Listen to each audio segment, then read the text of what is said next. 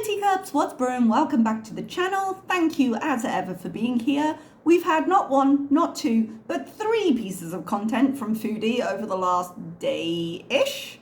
So I'm just going to recap them because none of them really stood out as needing a react of any kind. And the first one was actually more of an accident than a thing. So let's just go through those today to keep you caught up and then we can move on with our lives.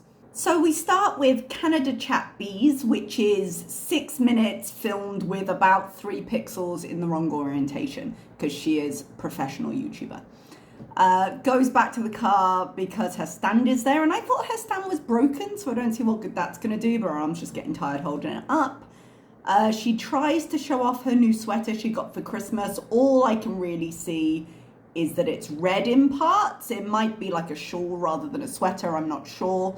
It's impossible to see properly due to the quality.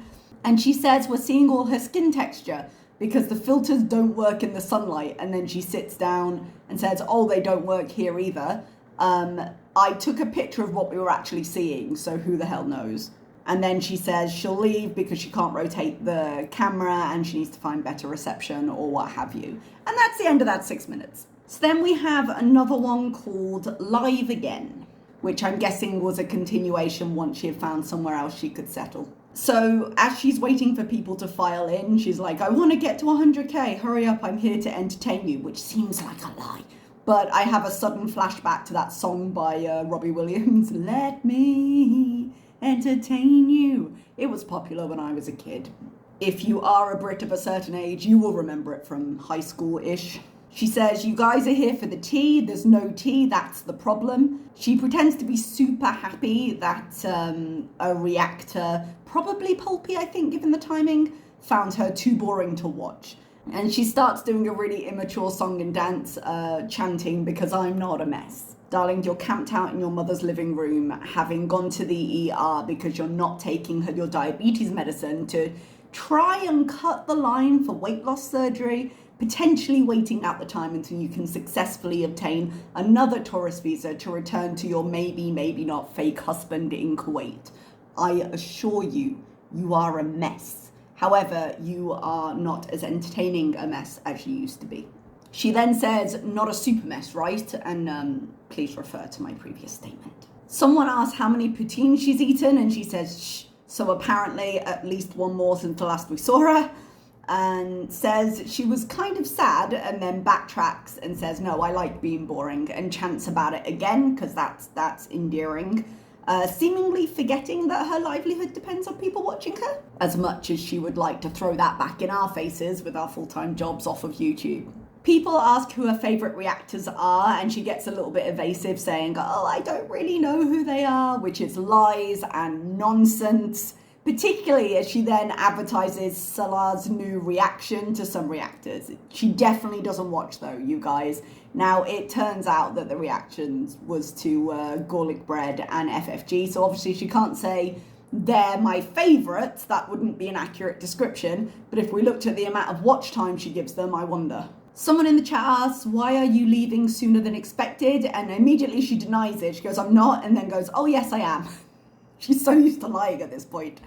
I'm not going to get surgery here, and talks about how she's more depressed being away from Salah and the cat than she is feeling better being here. It's not balancing. I'm guessing the shine has just worn off Canada, just like it did Kuwait, but let's not make any meaningful changes. I'm sure things will be totally different if I go back and do exactly the same. She's not sure what day she's leaving, but it will be a little while yet. In classic Chantal fashion, it's not a visa run, but if it were, why would you guys even care? And God, she has her tells when she lies, doesn't she? Don't ever play poker, Chantal. She said she'll probably come and visit once a year, and I'm guessing that would stop her tourist visa going past 3 at a time, which would probably be helpful. She wants to go shopping and do hauls. She has mentioned that before. She does mention it again afterwards. I would love to see it. I do actually quite like the fashion stuff because you get to see what outfit she's chosen, and it's just fun to look at. It's like when she used to do makeup. I know she didn't do it very often, but I find that fun because it's interesting. She says, I need to try and not need healthcare as much. And I'm like, sorry, what? You said you had great healthcare super cheap in Kuwait. What's the problem, Chantal?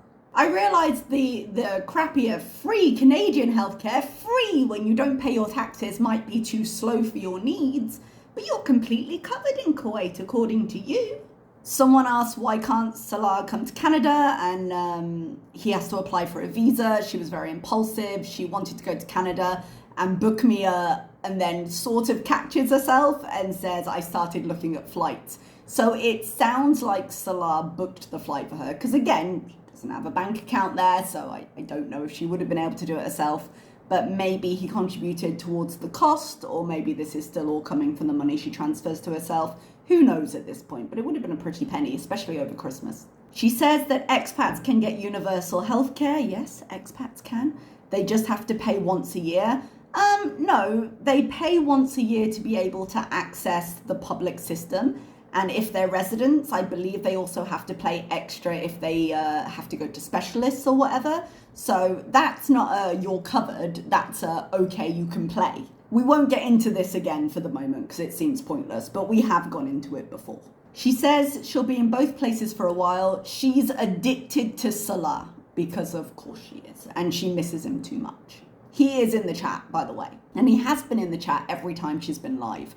I'm wondering what time it was in Canada, because that must be quite difficult for him to manage while he's in Kuwait with the time difference. She asked people for what they'd like to see for the shopping bees and stuff like that. She said she can make a Montreal day of it and do some shopping, and talks about how Montreal has a lot of good food. She has this throwaway comment of, I need glasses. I forgot about that. How? You were at the eye appointment right before your ERBs, and if you can't see, how do you forget you can't see? Salah says his reaction is coming after the live, and Chantal shouts it out. They said it was coming up straight away. It didn't come up straight away, but it did come up shortly after. And again, Gorlick and FFG looking at the thumbnail, it didn't seem worth watching. I might be wrong, make your own choice. He is definitely getting a lot more views doing the reactions than he was. I think last time I saw it, I think it was at like 3-point-something thousand.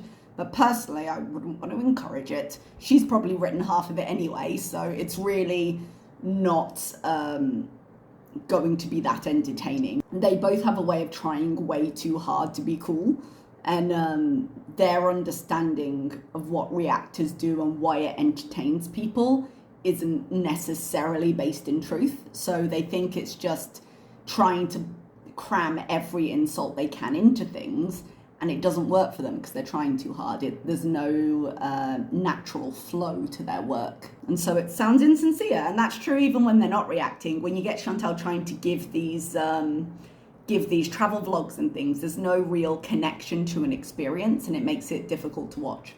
She struggles to name any single thing she misses about Kuwait outside of Salah and her pets. Like, she thinks about it for a bit and just can't think of anything. She's not going to be on too long. She's planning some beezes. Don't worry. I assure you, I do not worry about that. She says she's watching her blood glucose 23 to consistently around 11. She's not eating the healthiest, but not eating at night.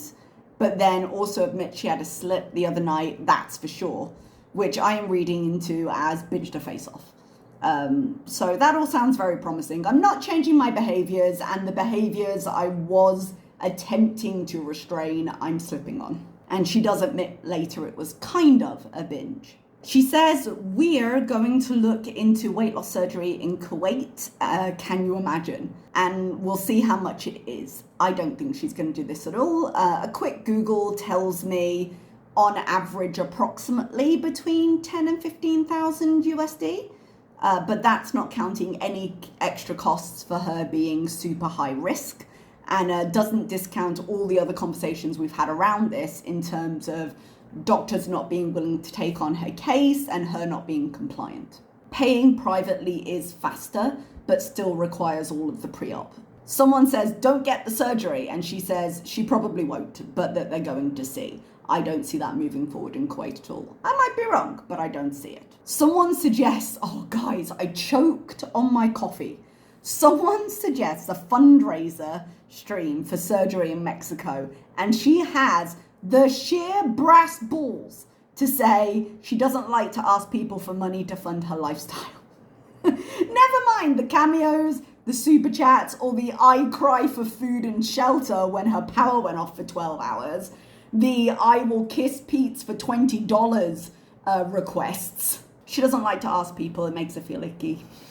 She says she still drinks her fiber drink and that she takes it in the morning. It gives her hyper energy. Definitely not the medication she's taking, beginning to reduce her blood sugar so her whole body isn't in a constant state of emergency that might have been impacting her energy. Definitely not that. There should be a law, actually, maybe there is, what the hell do I know? Her situation with the Unicity is a bit weird in the sense that she is kind of shilling it still, but she doesn't appear to be affiliated exactly. I don't know what it is. She does have to put paid promotion in her videos if it is, and she hasn't. But I feel like there should be a law where if you're taking other medication that might impact your results, you should have to tell people that. You should be like, I'm taking this, but I'm also taking this. Now, technically she has informed us, but she keeps saying, well, it did this. And it's like how if you look at some like before after pictures for like weight loss and stuff, you'll say, oh yeah, this vitamin made me lose this much. And if you look closely, you can see like a tummy tuck scar. It's that level of thing, you know, like false advertising, man. I mean, at this point, she seems to have only caught out one of her visas, but still. She does kind of play victim for a minute and say most people who get the amount of hate she does get run off the internet.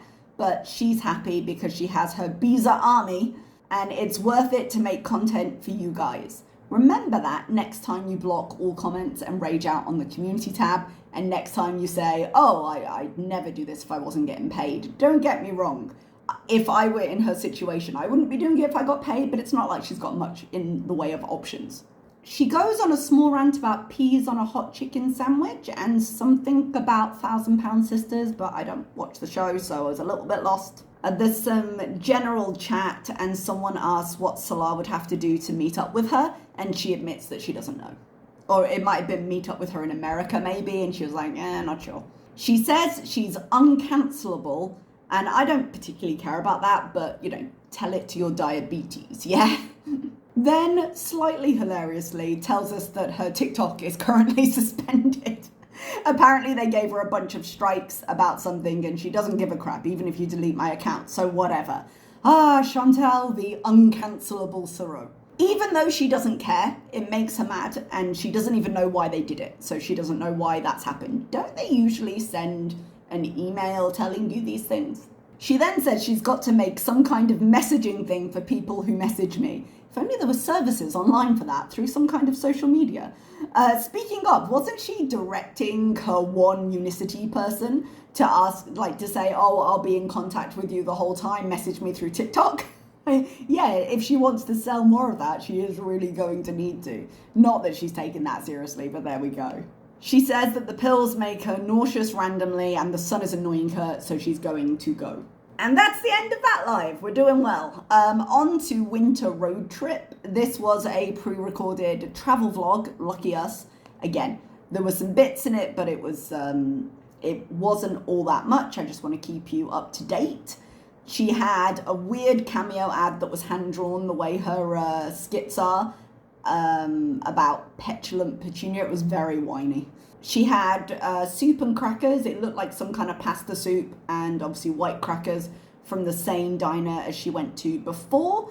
Given that she said the soup came with something last time, I'm not convinced that the soup is all she had. It doesn't really matter, it doesn't really impact me, but it seems odd she would just go in for that. She says they're going to St. Raphael's, which she pronounces as Raffles. Is that a Canadian thing? Help me.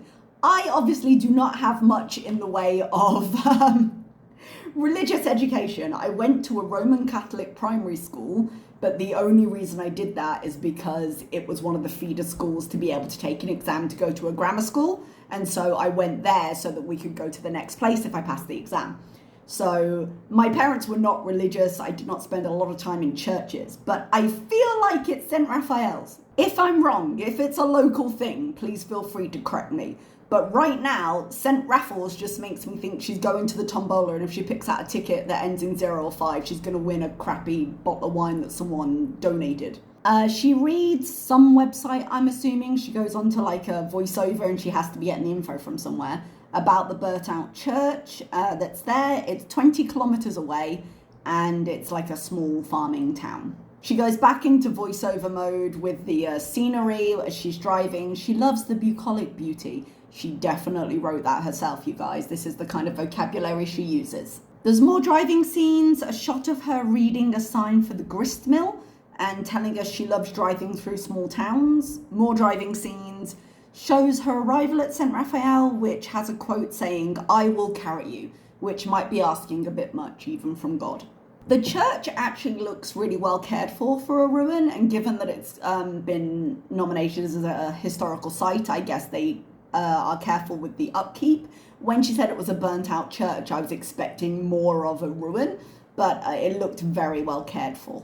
A moment that felt a bit weird for me, she said, "Mashallah, the walls of the church remain."